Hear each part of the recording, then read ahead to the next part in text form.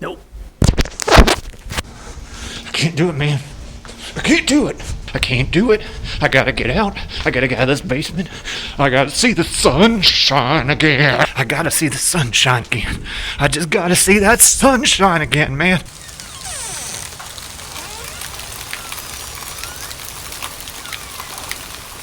Oh, man. Oh. What is this? What is it going on? Well, that was a fail. Back to my blanket fort. You know, people are always saying to me in the comments that I just made up, they say, Doctor, you are so amazing and so funny and such a great gamer. And I say, yes, I know this. Go on. And they say, but you know what, Doctor? I feel like we could use maybe some more culture on your show. And after I kicked him out, I thought about it for a bit, and I realized, yeah, you know what? I do need more culture. And then I thought, well, there's a lot of kids watching this, right? And maybe them kids want me to read in front of them. And so that's what I'm going to do for you today. I picked out a book right here that I think you're going to enjoy.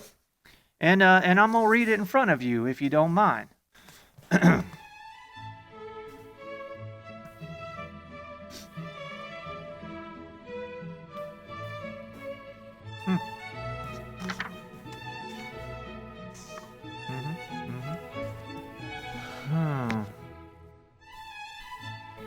Yeah.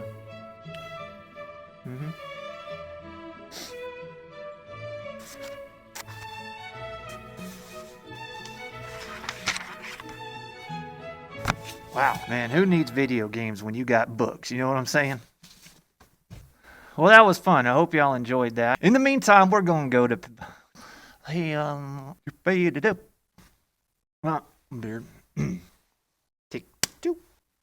And now, here's your art teacher with part 2 of that Cityscape lesson. Hope you enjoy. Oh. Thanks, Doc. Hey, guys, welcome back for another mandatory art lesson here in the art basement.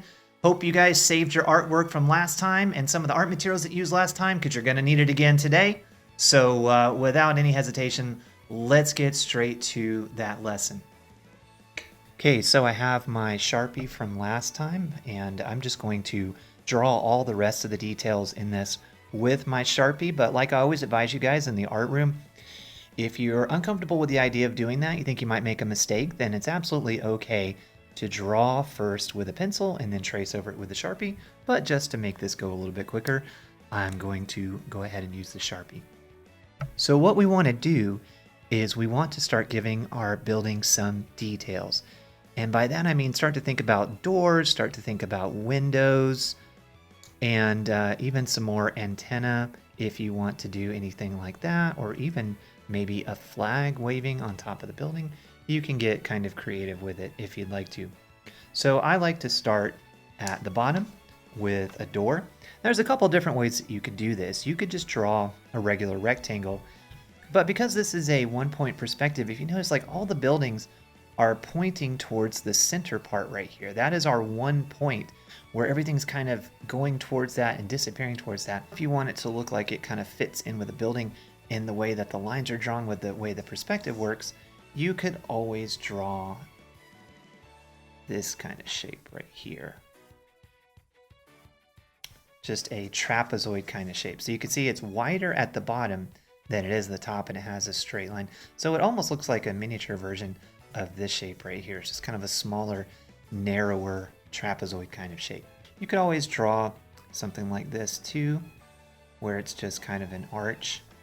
And if you notice, it's a little bit wider at the bottom than it is at the top right here. So I'm just going to continue on right here. Maybe I'm going to make this door a little bit wider. I'm going to add a part in the middle, a couple of door handles.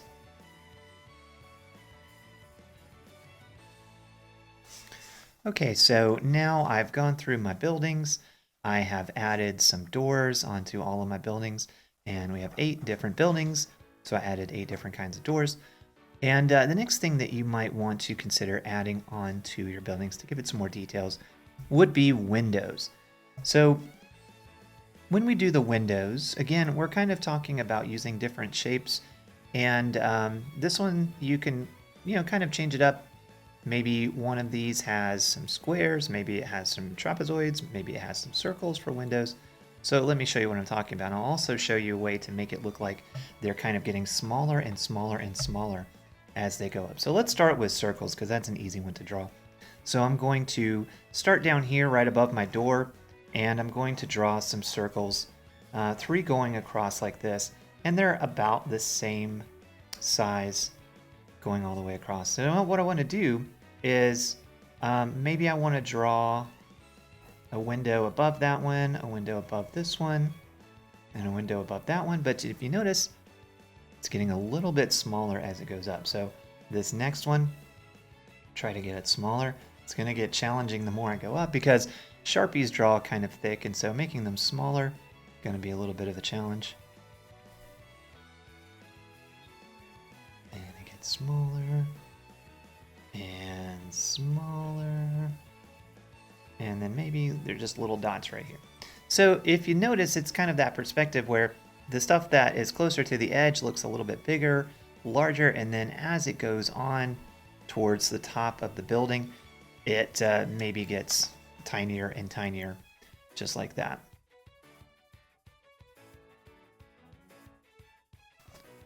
Okay, so what I'm going to do is I'm going to go ahead and fill in the rest of my details, and then we'll skip to the next part, which is going to be coloring. Okay, I want to show you guys this really quick. So you notice I did some horizontal lines on my building right here. And what I'm going to do is I'm going to kind of make almost like a grid on this. So I'm going to kind of line my first line up with this center line right here. And that's pretty much just going to go straight up the side of the building right there. Then what I'm going to do is I'm going to use this as my guideline. I'm going to kind of draw another line right here. But notice that it's not a parallel line. They keep going, look, they're going to intersect right there. And that's the look that we want to go for. And then I'm going to draw maybe another one over here.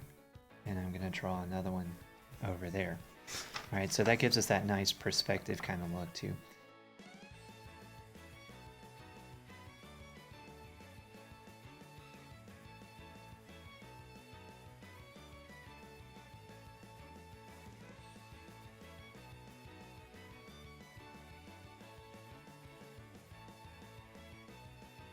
Alright friends, that pretty much covers the details and the doors and the windows and all that kind of stuff that go along with our buildings.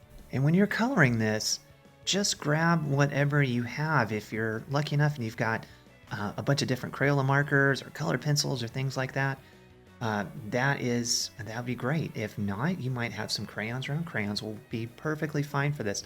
It's whatever you can find or whatever you are comfortable using or whatever you like to use for this project. That is going to be your choice. So in the example that I showed earlier in the previous video, which I will put up on the screen right now while I'm talking, the example that we saw had a nighttime sky, and it had some stars up in the sky, and then the buildings were different colors, and they were arranged like a color wheel. And if you guys want to do that, that is absolutely fine. You definitely don't have to. It doesn't have to be a nighttime sky, could be a daytime sky, could have a sun, could have some clouds up there. And it's going to be all of this area right here, kind of towards the center in between the buildings. So you could think about that. You could color the buildings first and then do the sky, or do the sky first and then the buildings. So you can see what I did was I colored in between the buildings with my blue color. I just kind of drew the shape of some clouds. The paper's white, so I didn't have to color anything, and I just colored around the clouds. And then I drew in my sun with orange and colored around there.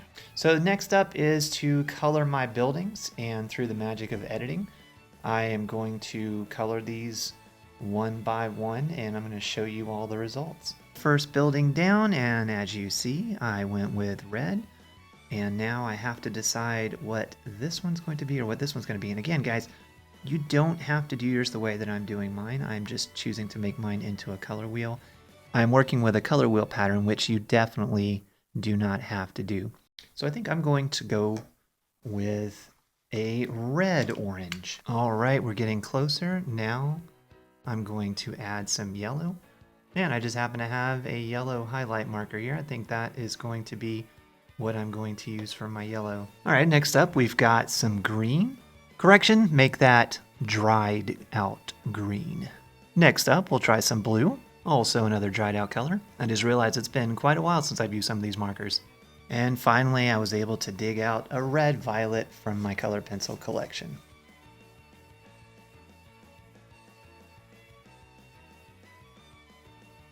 All right, there you have it, friends, the finished artwork. But like I said, you have tons of freedom to do this however you like.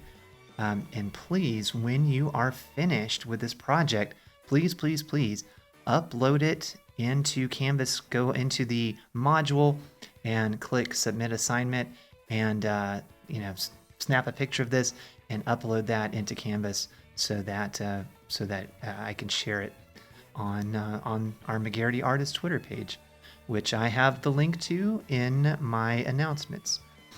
So thank you guys for watching. Hopefully you've been participating, and I can't wait to see your amazing artwork.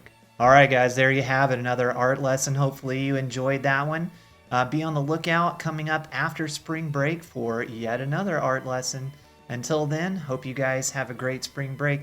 I hope you are doing well, and I hope you stay well. And miss you guys, and I'll see you real soon. Take care.